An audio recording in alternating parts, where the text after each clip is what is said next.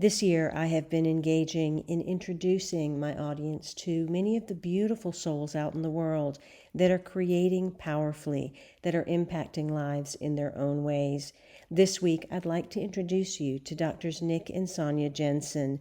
These are partners, parents, business owners, naturopathic doctors, retreat leaders, yoga teachers, speakers, biohackers, and healers. These are just a few hats that they wear in the world as they travel together, creating business, creating life, and growing a family. They recognize what a privilege it is to help others on their own health journey, and they show up in that commitment while making their own learning and growth a priority as well. It's a rich and beautiful conversation, and Dr. Jensen, Sonya Jensen, was a guest on a prior show of 1111 Talk Radio where we talked about her book, Woman Unleashed. She has recently gotten into another venture with her sister, creating tea blends that align with women's unique hormonal needs, but also create a movement in which those needs are hailed as essential to meet. Tula Teas are blended for balance and curated for comfort. Find out more about Drs. Nick and Sonya Jensen by going to drsonyajensen.com. That's drsonyajensen.com. Now, enjoy the show.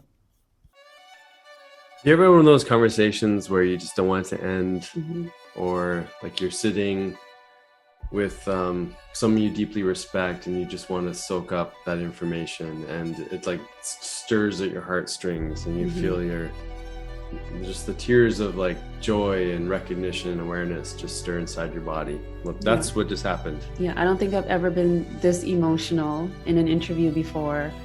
So SIMRAN just brings that out in you. She just has so much depth, and she really speaks to your heart, to your soul, and it gives you this opportunity to remove your analytical mind so you can really sink into every word she is speaking. She's speaking about her book called Living, and everybody needs this book.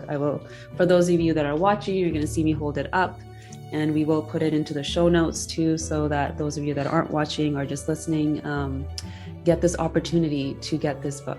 Yeah, it was like straight out of the gates. Sonya said hello, and it's like the tears started. They just started. She didn't even have to say a word. Yeah. And what she unveils in the discussion is really just this journey that she talks about in great detail in the books. But it's really like this uncovering. She uses a term called involution, where really investigating very deeply the inner darkness, the challenges, the chaos, the grief, a lot of these things that we maybe bypass in our life, or we just sort of slide on through. We don't really take the time to fully appreciate. And I think that's part of what we pick up on is when we're sitting with her, we feel the presence as really like the magic of spending enough time with the emotion that comes to the surface. And basically, we're appreciating her showing up as her, as the big you version, right? Yeah. So when you listen to this, you can maybe listen to it in pieces, but really grab her book. It's one of those books where one word, one sentence you want to like sit with and ponder and reflect on. So it's one of those books that's going to be your guide for a lifetime. Yeah, so stay tuned. Let us know what gets stirred inside of you as a result of this conversation, and definitely check out her book. And she's got her second one being released in July and the third one in December. So amazing stuff. Welcome to the Health Ignited podcast with your hosts, Dr. Nick and Sonya Jensen. We are partners, parents, business partners, doctors, yoga teachers, and retreat leaders. We promise to bring you real conversations to awaken and ignite your potential to live your best life possible. Join us each week as we dive into topics varying from brain health, biohacking, hormones, and longevity, to relationships, parenting, meditation, and more. Together, creating community and building stronger foundations for the generations to come.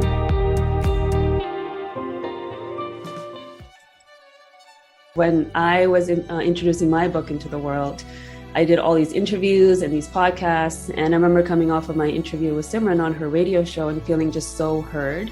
And I don't know why I'm feeling emotional right now.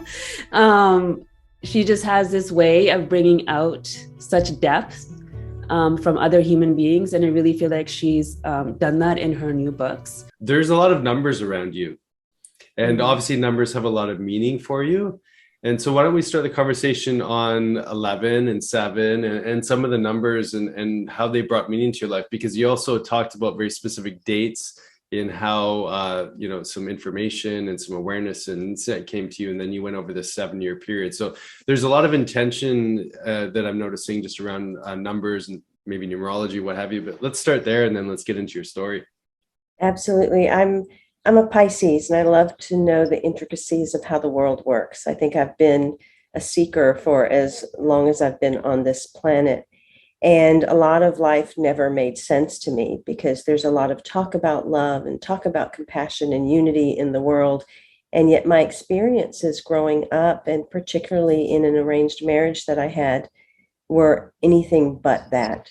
And during the most challenging, most painful moments of that arranged marriage, I called out to the universe and I said, either make this pain stop or take me out of here. Give me a sign or something that I'm on track and on purpose and that you are here.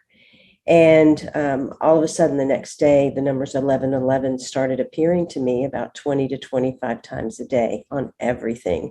It was a really bizarre experience. It happened for about 4 weeks. I still see 1111 and I saw it ongoing after that. But that 4-week period was extremely intense. And by the end of the 4 weeks, I got very angry and I said, either tell me what these mean or make them stop, because I feel like I'm going crazy. And it was in that instant I heard in my own voice inside myself, I saw all these images of a magazine and radio show and different things that I was to do. And I heard, do this now, you will heal and others will heal. And I had been a workaholic. And so the universe had given me a magazine to create. There was not a whole lot of beauty in my life. There was a lot of pain. And the one thing that I did want to try to find again and create again was beauty. And so the magazine gave me a place to not only create that beauty, but to open back up to the beauty within myself. And the 1111 is a gateway. The numbers signify physical, mental, emotional, and spiritual healing, and the gateway that we must each walk through towards mastery. The number 11 itself signifies mastery. And so that's how the numbers began. The series of books that I've created that have the 7 is a whole different story. And I never anticipated that I would be so much about numbers, but I have learned that the universe, that life, that everything about us, it really does boil down to sacred geometry and to numbers. Well, it's a perfect segue into talking about, let's talk about 7 a little bit. And maybe before that, just for people, I mean, I'm sure you've seen repeating numbers in your life and maybe people are paying attention to them, maybe they're not. For you asked a question, you receive these messages on a repeated pattern, and then you knew to dive in a little bit deeper. So enter into this next phase of the journey. SIMRAN is about to release 3 books in a year, which is unprecedented, as we discussed beforehand. Can you tell us a little bit about what that journey of, creation, how it stirred inside your heart and down into paper, and just kind of what you shared with us before we got started, because I think it's such an interesting story. Yes, absolutely. I actually left my arranged marriage and had planned to move on with my life, but about a year after that, I had a very traumatic incident that left me in a place of grief that was unlike anything I'd ever experienced. And as I said before, I've always been a very deep spiritual and personal growth advocate. So I knew 2 things. Number one, that I create my reality. And if I had created this moment with this much pain, that there was something here for me to discover, to uncover that I had never seen within myself or about life ever before.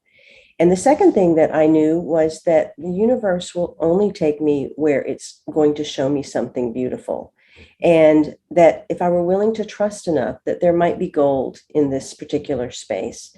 So rather than the question that I had always asked, which was, will you follow the light to every place that it will take you? Now the question was, are you willing to follow the darkness to the degree of devotion that you follow the light? And that was really the only place I could go, because the grief was so overwhelming that I knew that it was a time to be swallowed whole by it and dive into that unknown wormhole to see, where is this going to take me? It's trying to, discard all the identities that I am so that I become nothing, and is everything in that nothing. And so that's what originally began this. I never intended to write 3 books, but during that time of presence, over what became 7 years, I ended up bringing forth 3 tables of contents that I later began writing these 3 books at the same time. And they are all one experience. They are the multidimensional human experience that we are having internally, always at the same time. But we've never been aware that we are experiencing life from these 3 aspects simultaneously. We tend to focus on one. The purpose of this is to bring individuals to awareness and presence of all of themselves so that we truly can become more whole.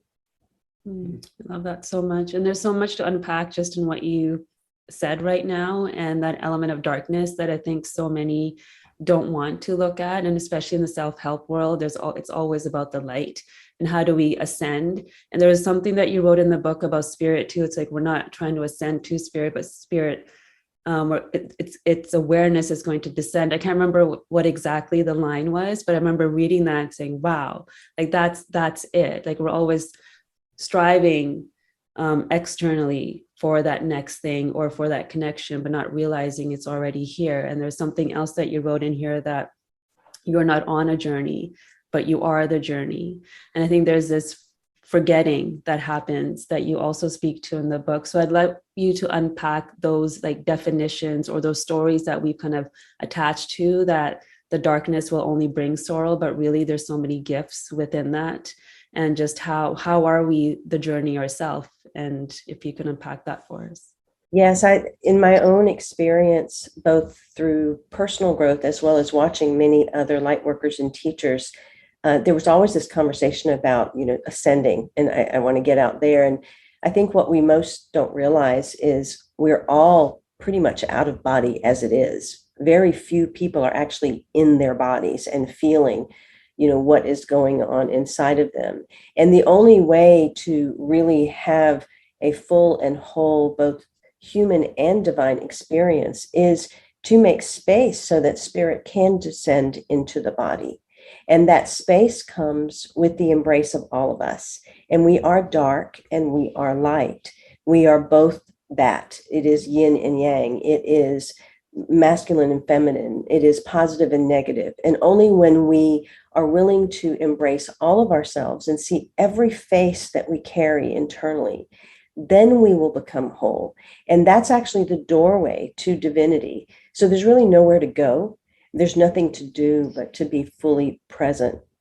I think we live in a world, particularly in Western society, where it is about agenda and goal and what we can attain. And Sonya, you and I come from the Indian culture, which it's all about image. It's all about the degree. And, if you were an Indian child, you had to be a doctor, an engineer, or a lawyer. And if you weren't, then you weren't anything.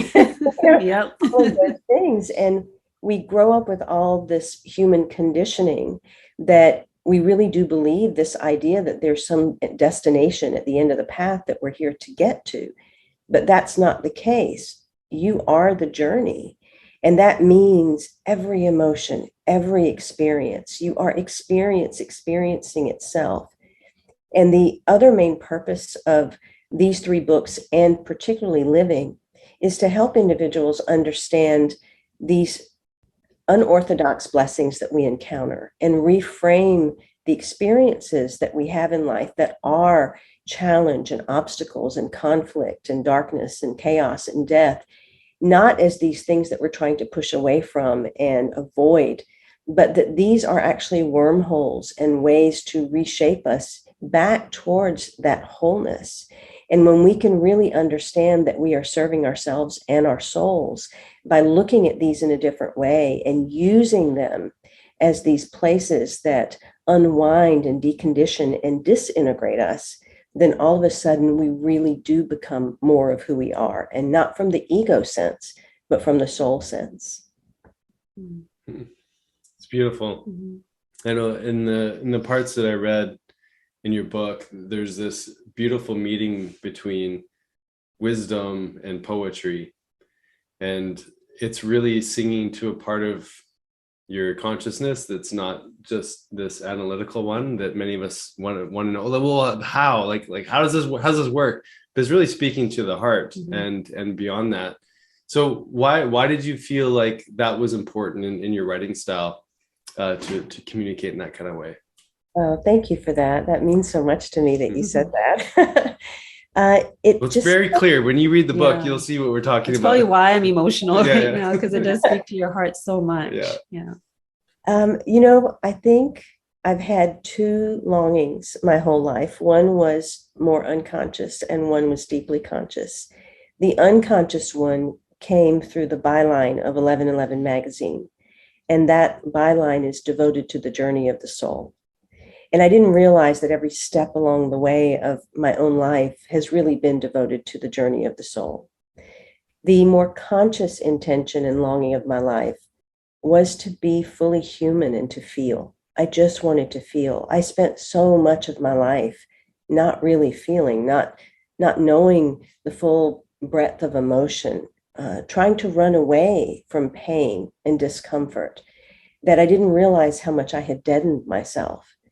And so a lot of this unfolding as I moved through 7 years, and the seven signify several different things, but in the most literal sense, it's the 7 years I moved through.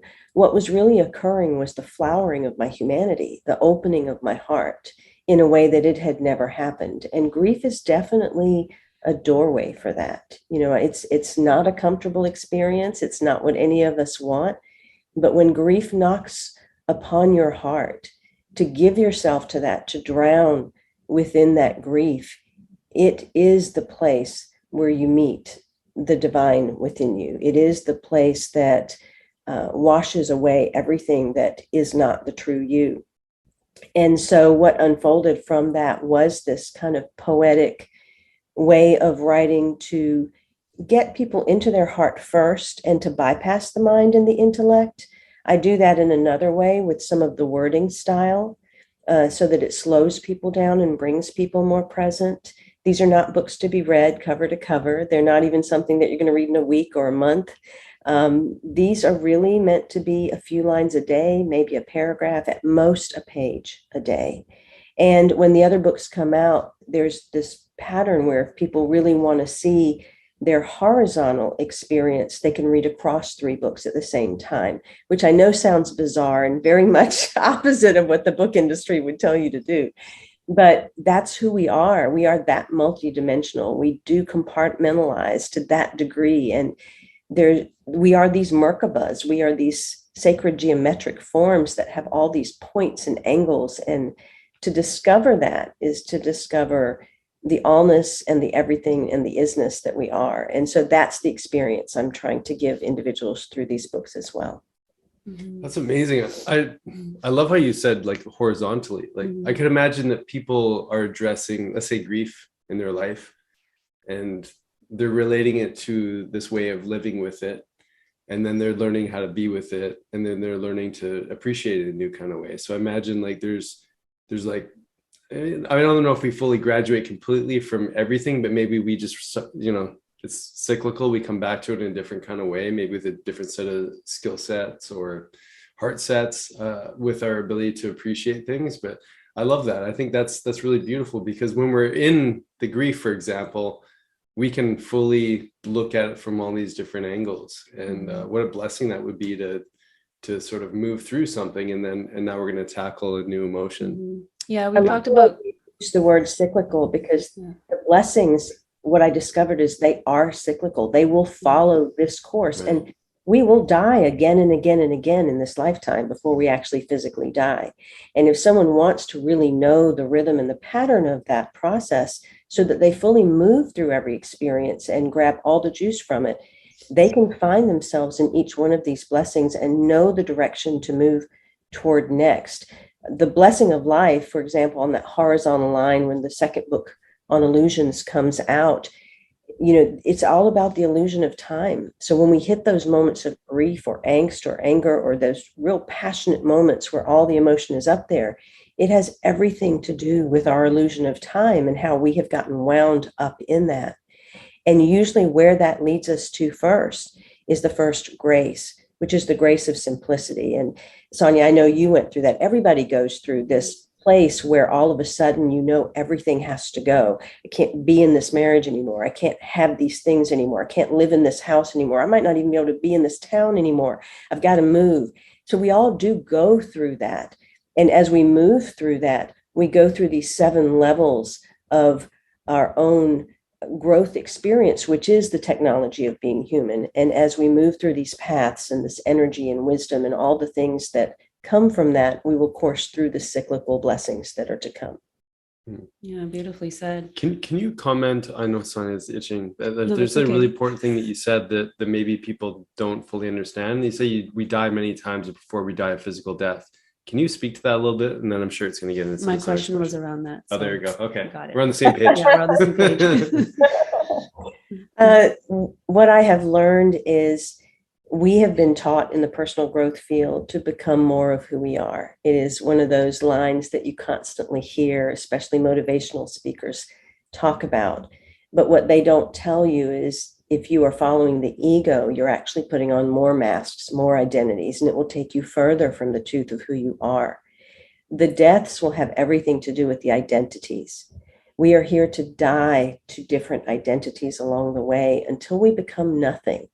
And it's in that nothingness that we really do find our compassion, our commonality, our unity, our oneness, even our divinity.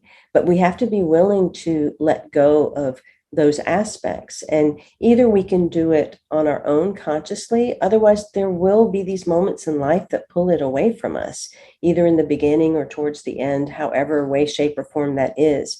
What I discovered was over time, there were these losses of identity. I was no longer the daughter. I was no longer the wife. At a certain point, when the grief occurred and the trauma occurred, I stopped all of my work. So I was no longer the 1111 magazine publisher. I was no longer the radio host. I was no longer the mentor. And then with that traumatic incident, which had to do with my children, what eventually took place was I was no longer the mother. And that was probably the greatest identity that I could lose, because there was nothing in this world that could shatter my heart more than losing the identity of the mother. And when you go through and you lose all your different identities and you get to a place where, wow, there's nothing left, who am I? It's a different who am I than that constant question that our ego asks of who am I? All of a sudden you start to realize this greater expanse and this overarching big picture that exists. And you start to see every experience for what it is, both personal as well as global, as simply energy, an equilibration of energies balancing itself. So there's no negative, there's no positive, there's no good, there's no bad, there's no horrific, there's no peaceful. It is just all these spikes of energy trying to balance themselves out over the eons of time that we have been incarnated. But to play our part in that process, we have to be willing to die to be born to something else. Mm-hmm. And that really is that gift of grief, right? Yes. And that gift, and I'm glad you brought up some of those everyday examples, even women going through menopause, or a young girl stepping into her years when she's menstruating. There's a loss of identity there. There's a loss of identity going from student to being in the workforce. Like all these moments are happening throughout our life, but we don't pause and recognize that gift that's showing up from the emotions that are being stirred, but we get caught up instead in the story of that identity that we want to keep so closely because it's known, it's familiar, it's what gives us comfort. And when that comfort is taken away, that's really when everything unravels. And we have no option but to let go of what we thought was who we are. And I discussed my personal experience with that with my family, and going through my divorce and just unraveling all of that. And in that unraveling, there was that moment where it was so beyond everything that's happening here. And I just felt so connected to something so much bigger. But when you're moving through it, sometimes that for other individuals listening, it might feel so daunting to feel that moving through a grief or loss of a child or a loss of a parent or these losses that we go through can actually bring us closer to our spirit, to ourselves. So I'm happy that you're really giving that so much service in this book, that relationship with grief and that darkness. And there's something I want to read that you wrote. It was, so we had a dark moment this morning, my husband and I, with each other, with emotion. And when I was flipping through your book, this was the first thing that showed up. And it was just so suited to our conversation and what you just spoke about right now with presence. We have a perfect life. We never fight. Right. It's like nothing. It's all roses and rainbows all the right. time, 24/7. There's no who you were yesterday is not who you are tomorrow. Who you are today is not who you were at birth. You will never be the same from day to day, nor are those who cross your path. Do not carry yesterday's baggage into tomorrow. Hold only onto the breath. This is the energy of spirit, which courses through everything. You are not experiencing life. Life is experiencing you. You are and have always been on life support. Remember to breathe. Just breathe. Yeah, I'd love for you to speak to that. Yeah. We're talking about the different deaths, particularly for women, menopause, or young girls when they're moving into their menstrual cycle, or when young adults are graduating from college, or all of these different things. And what we tend not to do is feel from every aspect. And so as you were reading what you were reading, it had multiple yous that the person watching won't quite understand until they see the book. But I was guided to write the book illustrating those different aspects that are operating at that same time. Because when we honor that part of us, what we will find is in the midst of that divorce that's taking place, there is a you that is grieving the dream that never took place, grieving the idea of what you thought love was, grieving this relationship that once began in this beautiful way and has ended in this tragic, argumentative way, if that was the case. And yet there's this other part of you that's celebrating the birth of this more empowered self that was able to move forward, celebrating, the individuality and the unknown that's about to take place. And then there's this other part that's way back in the background that is slightly afraid, that is a little child, that's innocent, that's not quite knowing what the next step is, that's wanting to cling. And so there are all these different pieces that take place. And as I wrote these 3 books, what I knew I wanted to do was to bring individuals completely present, to slow them down to such a degree that they start to really see life.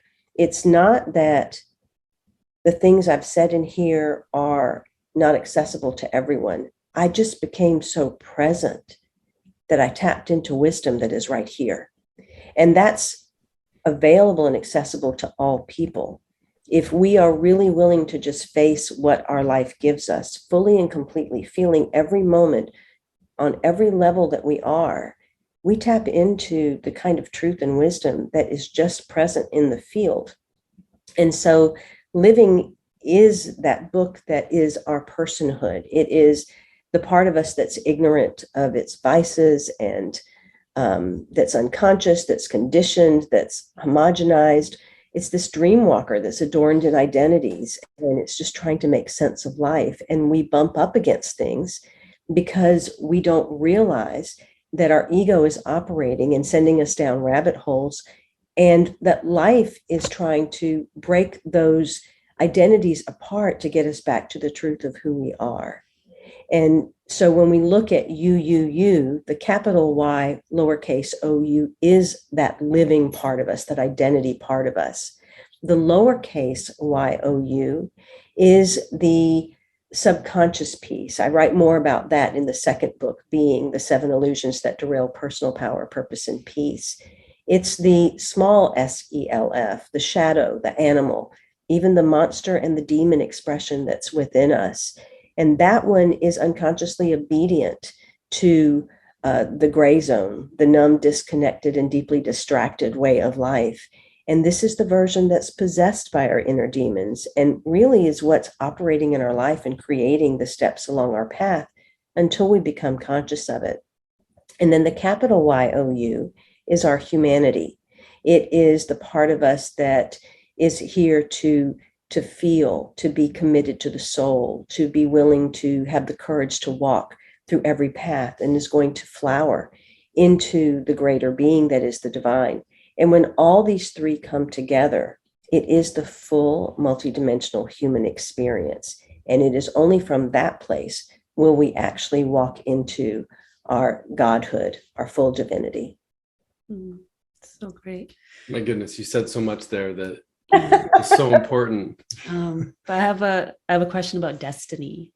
So, and there was a line in the book where you said, it's all written. And this is something I think culturally we probably heard over and over again from our parents too, that everything's written. So for somebody listening, sometimes I know I've had conversations with others where there's a trigger that shows up. Well, if everything's written, where does choice come in? And if you can help that relationship to kind of unpack that for our listeners. Yeah, I actually go very much into that in the second book, Being.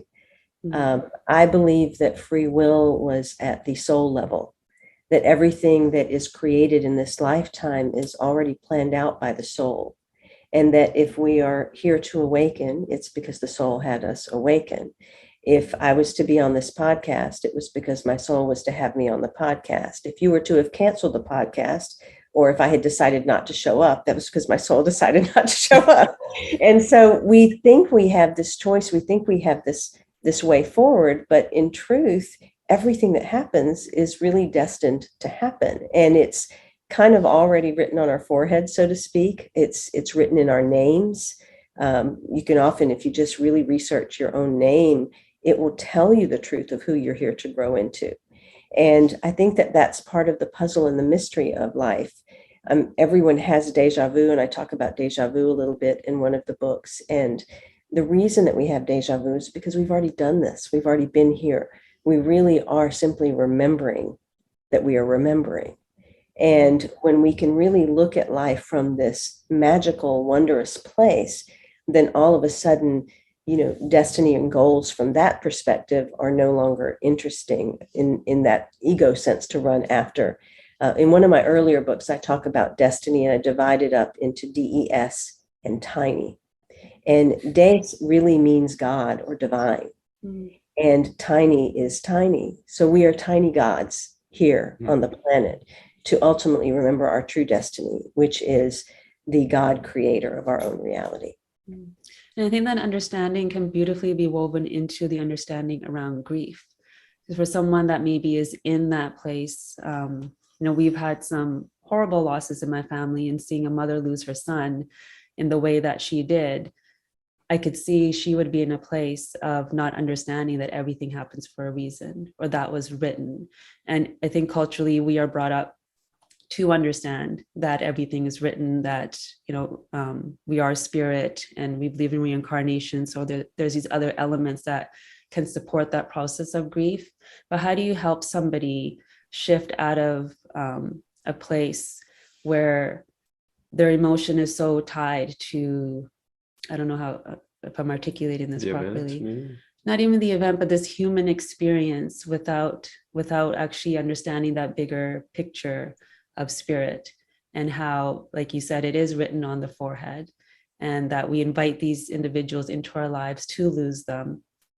So how can we reframe or frame that for someone that maybe has never stepped into this kind of languaging or understanding around darkness and grief?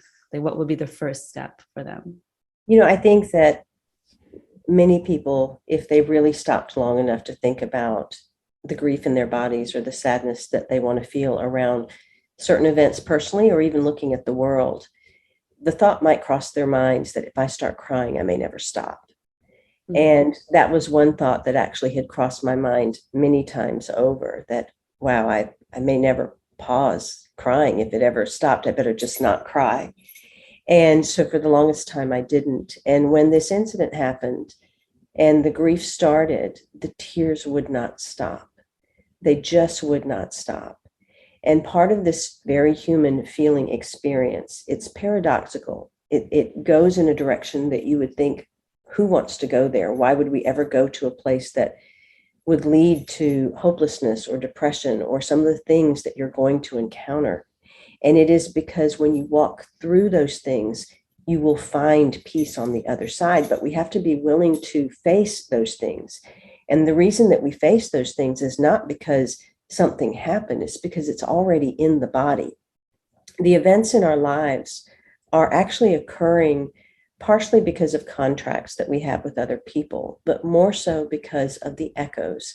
So another reason that I have 7 on the book is, number one, it's a highly spiritual number. It is a number for those who are here to truly dive into their mastery and be a catalyst of love on this planet by reaching their highest potential of spiritual mastery.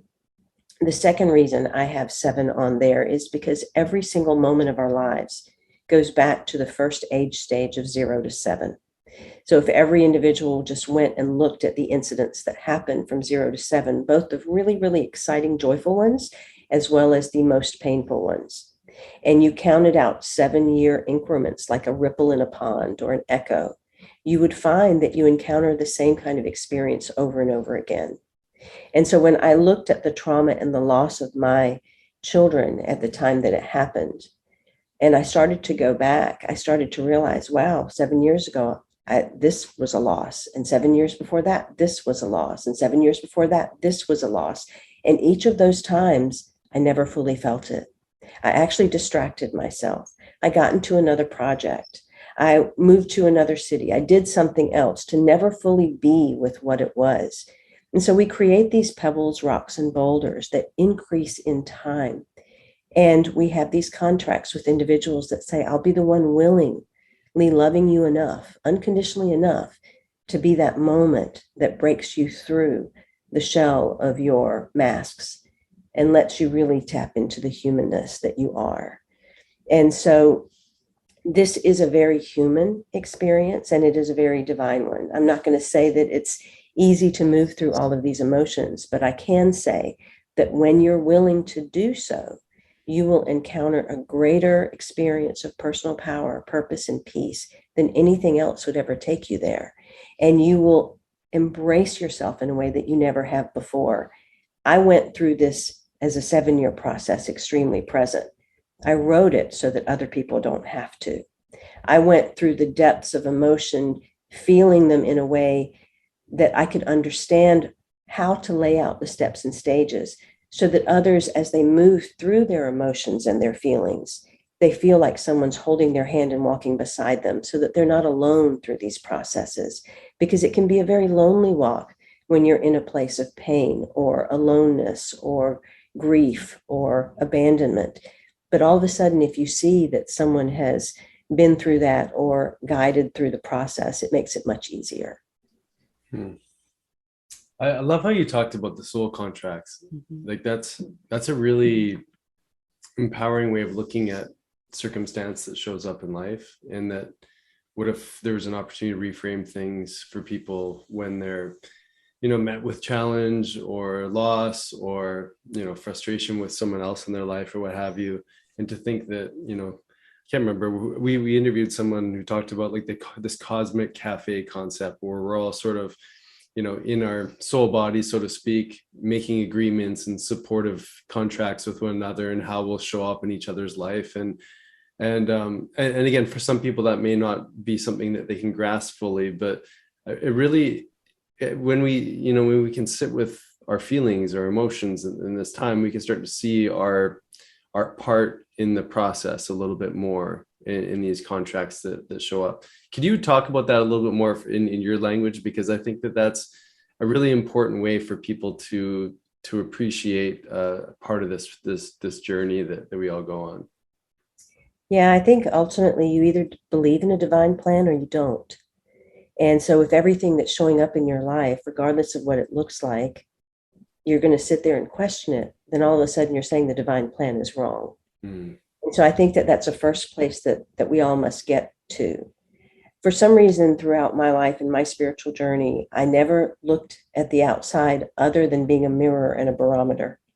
So when anything would happen, whether it was in my prior marriage or whether it was in life, my career, or whether it was my finances, I always looked at it and asked myself, where's that in me? My first book was Conversations with the Universe. It talks a lot about signs, symbols, and synchronicities. And it is how I started my spiritual growth path. Every person I would meet, every experience, every place, I would just ask, where is that in me? What is that trying to teach me about me? What is that trying to uncover in me? And because I did that, all of a sudden, the world felt more cooperative, even if it wasn't always the gentlest and the kindest world. It felt like it was cooperating with me because it was showing me places about me. And so ultimately, I had to come inside. And my journey of self-love has been decades. And I think that that journey of self-love is a lifetime for all of us. It is ultimately probably the biggest thing that we must all uncover. And there is no greater self-love than the continual diving into oneself. My prior pathway of self-love was to embrace the shadow and to embrace the inner child. And those are very powerful steps along the personal growth path. They will help you to embrace others for what took place. They'll help you get to places of forgiveness for what you considered wrongdoings of other people. They'll get you to the place of understanding that, okay, this is their contract, this is my contract. We came together as souls to agree that we each wanted to grow in a certain way. And to do that, we had to have a conflict, or you had to do this for me, and you loved me enough as a soul to do this to me or for me so that I could then expand beyond that. But when you dive into this material with living, being, and knowing, all of a sudden what you're really saying is, do I trust? Do I trust life? Do I trust God? Do I trust myself? And when you surrender to an experience that is right in front of you in your life, whether that's a health crisis or a financial one, whether that's something that your child is going through that's really, really difficult, whether it's a conflict in a relationship, whether it's your own battle with career or self-image or whatever that is, when you face that head on and you feel every moment and you give yourself to that, all of a sudden you have to start trusting yourself. You have to learn how to trust and love every part of yourself in whatever way that's showing up. And then you have to start trusting and loving the people around you and life. And then you realize that it extends to the divine and what was the divine plan. And so self-love and trust are ultimately what will bring any individual to this place of compassionate understanding, openness, and embrace of every other human being for who they are. None of it's personal, and yet it's very personal at the same time. That's the paradox of life. Mm-hmm. Mm-hmm. Yeah, it's amazing. As you were speaking before, I'm like, I need to ask her about trust. Like, how would she define it? How do we step into it? And you just went right there, because that's what's necessary in all that we do.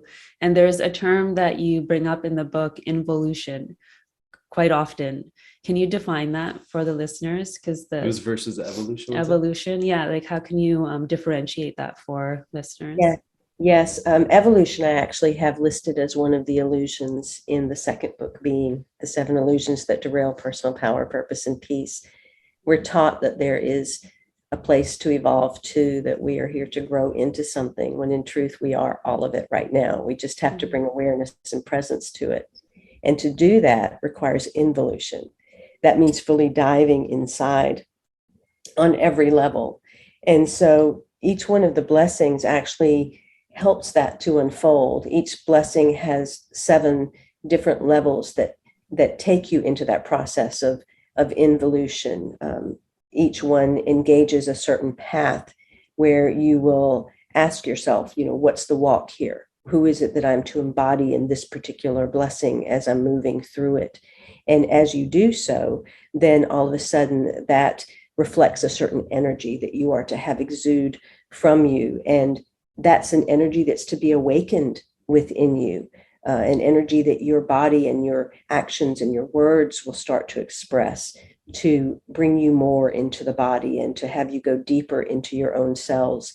And then that takes you to growth, which is what you're supposed to discover about yourself, what you're supposed to discover about the world. And then that takes you to a place of truth. And truth is what we're here to remember.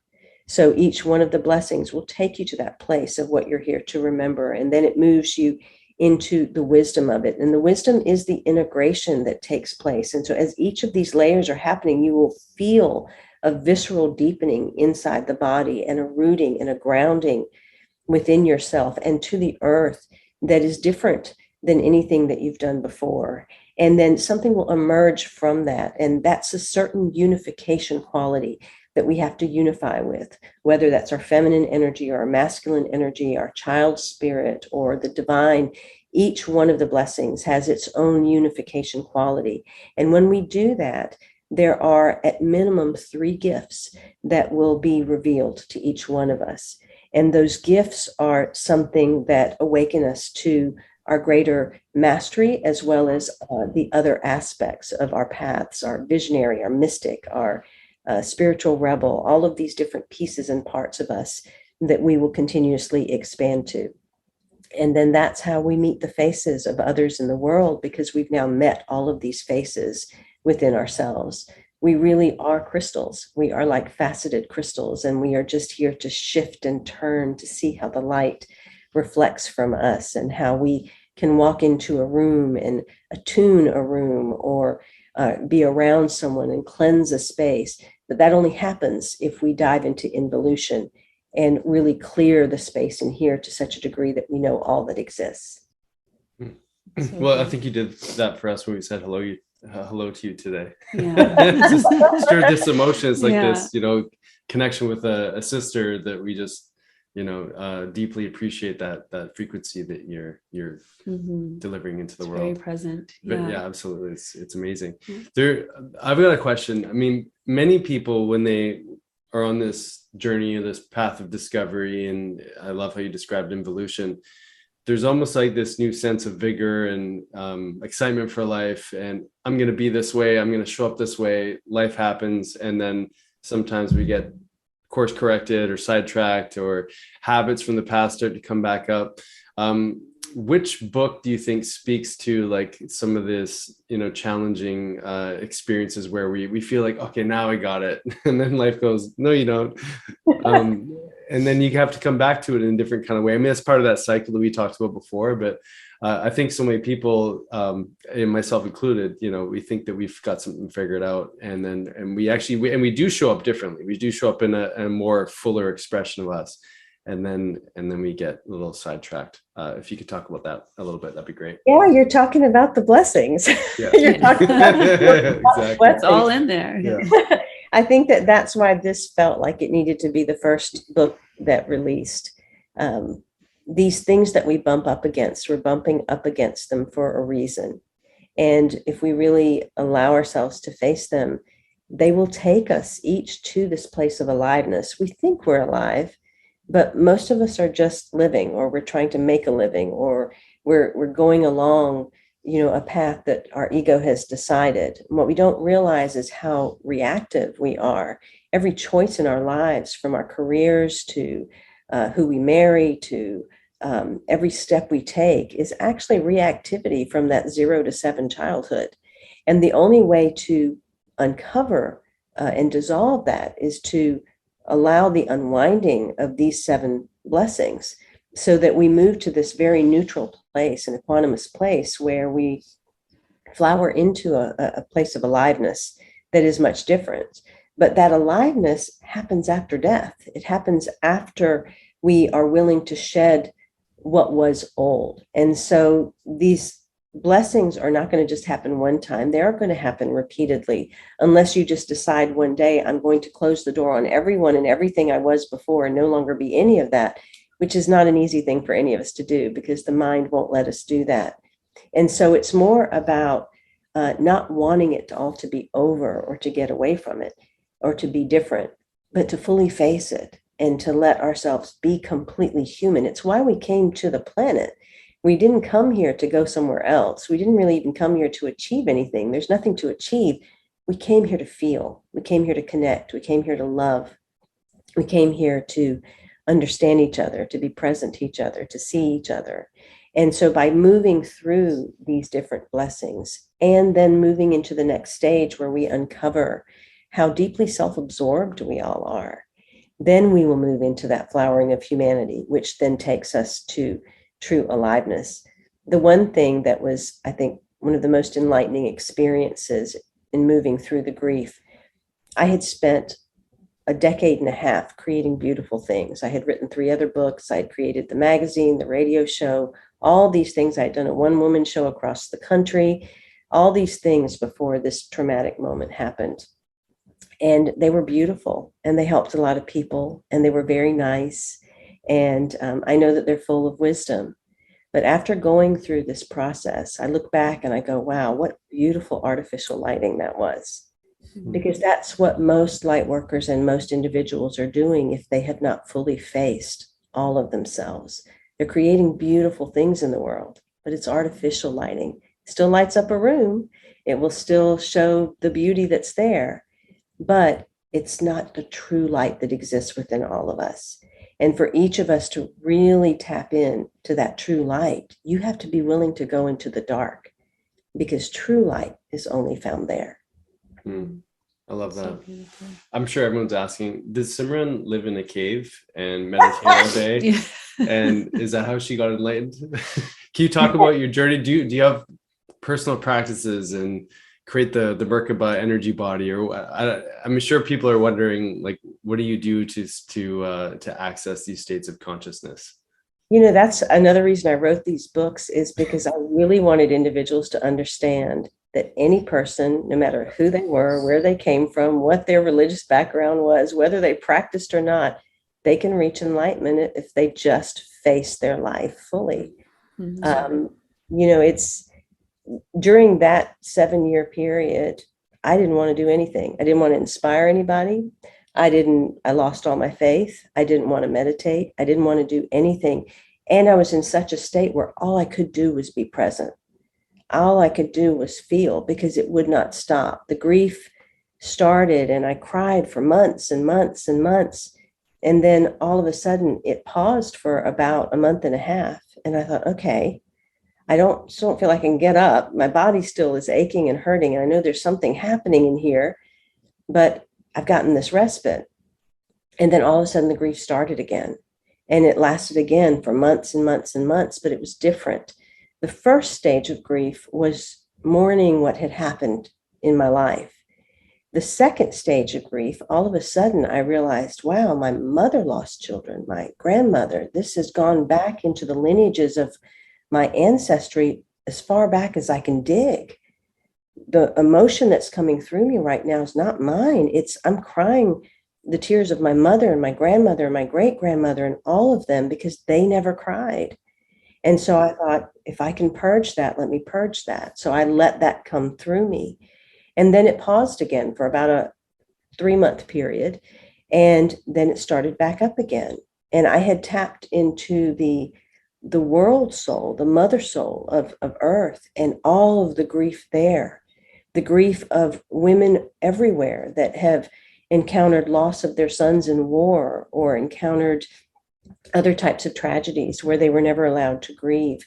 Men whose feminine sides had been suppressed and they were not allowed to grieve. So I was tapping into this kind of global ocean that was not being allowed to be purged.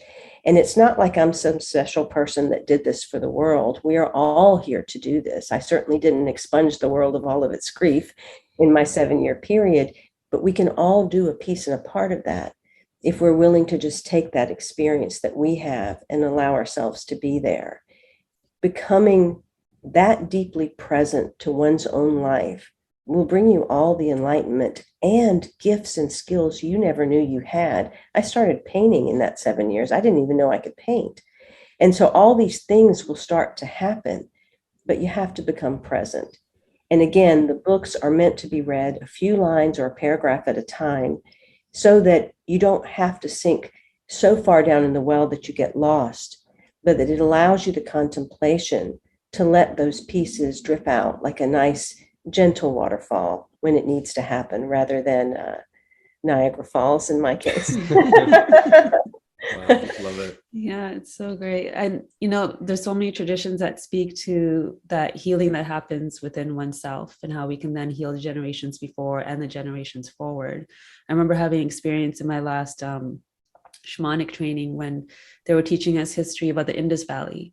And they were talking about women then, and then women in India. And I just remember having a discussion circle and I couldn't even speak. I just kept crying and crying. And, the teacher there was like, you're grieving for all the women. And I think we do on an everyday basis have these experiences, but being able to discern what is mine and what have I been holding and what a gift that is to be able to move through that for others. And I do think that we all have that capacity to heal here and then be able to heal, bring that out into the world. So thank you for sharing that. I think it's so important for everyone to know that about themselves, that ripple effect really does occur when you start to step into that space of darkness that we all have experienced. And these are sacred waters. These are the tears of the divine. When we cry, it's not a sign of weakness. It's not something to shy away from.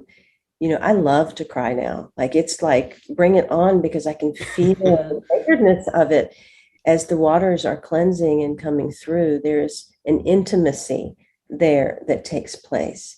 And over time, those tears of grief shift into tears of joy. But you have to, and it's true joy. It's not just the artificial joy. It's really true, heartfelt, deep joy. And so I invite everyone to really become fully human. We don't realize how unhuman and inhumane we have become. It's time for us to return to our humanity. SIMRAN, we can talk to you for hours. Mm-hmm. I'm sad that the hour is over. Yeah. Wonderful. I'm so delighted and honored to be with you both. And it was such an honor to interview you on Woman Unleashed. It's such a beautiful book, and I love following you on Instagram and seeing all the things. Thank you. I think I'm feeling emotional just seeing somebody from the same background.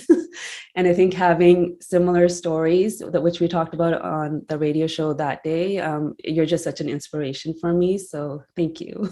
You're lovely. The two of you are lovely, and your energy together and your interaction and your intuitiveness together. It's just such a beautiful, beautiful thing to behold. So it's been an honor to be with you. Thank you. Oh, thank you so much. SIMRAN, I've never welled up so many times with tears and of just ahas and just hearing you speak and hearing your depth of your heart when we first connected with SIMRAN today too. It's really nice to be around people like you. I mean, it's clearly that we need more of us to do that process of involution and go through the work in your books, I should say.